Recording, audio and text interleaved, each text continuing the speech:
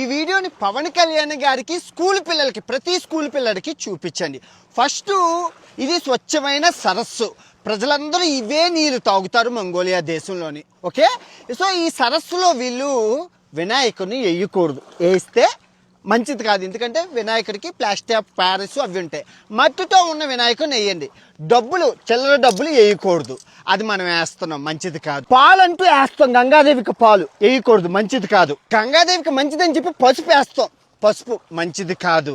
తర్వాత గంగాదేవికి పసుపు కుంకుమ బట్టలు అని చెప్పి చీర జాకెట్ ఆడపిల్ల కాదని చెప్పి వేస్తాం, మంచిది కాదు. ప్లాస్టిక్ వేసేస్తాం, మంచిది కాదు. ప్లాస్టిక్ కూడా వేయకూడదు. ఎందుకు అంటే ఇప్పుడు ఈ నీళ్లు నేను తాగొచ్చు. ప్రపంచంలోనే స్వచ్ఛమైన శుద్ధమైన మొత్తం ఈ మంగోలియా దేశానికి 80% నీళ్ళు ఈ నీళ్ళే తాగుతారు అందరు ప్రజలను. ఏం చేయక్కర్లేదు, వచ్చి తాగొచ్చు. ఎందుకంటే స్వచ్ఛం ఇందులో కల్తీ ఏమి ఉండదు. ఇప్పుడు ఇవన్నీ వేస్తే ఇదంతా కల్తీ అయిపోతుంది. మనమే అది చేస్తున్నాం. సో ఇప్పుడు దీన్ని ఎలా అరికెట్టాలంటే ఫస్ట్ పవన్ కళ్యాణ్ గారు. నాకు ఆ పవన్ కళ్యాణ్ గారికి ఆ పదవి వచ్చాక నేను దేవుడికి చాలా దండం పెట్టుకున్నాను. ఆయనే ఇలాంటివి చేయగలడు, ఎందుకంటే ఒక హీరో. ఇప్పుడు ఫస్ట్ స్కూల్ పిల్లలకి వెళ్ళి ఇవన్నీ చెప్పాలి, ప్రాక్టికల్గా చూపించాలి. సో మా అమ్మని నేను మార్చలేను, మా తరం మార్చలేను, వాళ్ళందరూ ఏం చెప్పినా అవుతుంది. సో పవన్ కళ్యాణ్ లాంటి వాళ్ళు స్ట్రిక్ట్గా రూల్స్ పాస్ చేయాలి. గుళ్ళులోని ఒకప్పుడు పసుపు వేసేవారంటే ఆ పసుపు ఆర్గానిక్గా ఉండేది. ఆర్గానిక్ పసుపు చాలా మంచిది. ఏది సరస్సుకి పురుగులు అవి చచ్చిపోతాయి, న్యాచురల్ బ్యాక్టీరియా, యాంటీ బ్యాక్టీరియాలు.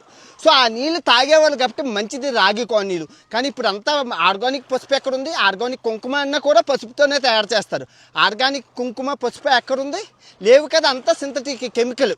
సో అందుకే ఆర్గానిక్ కుంకుమ ప్రతి గుళ్ళల్లోని ఒకళ్ళు వెయ్యాలి అనుకుంటే వాటికి మట్టితో చేసిన వినాయకుడిని మనం పెట్టి తర్వాత స్ట్రిక్ట్ జీవో పాస్ చేసి పాలకు బదులు పాలలాంటి నదికి హాని కలిగించాలని పాలలాంటి నీళ్ళను తయారు చేసి మీరు పెడితే నదులన్నీ తాగే జలాలు బాగుంటాయి. 150 కోట్ల జనాభా భావితరాలకి ఏం ఇద్దాం అనుకుంటున్నారు?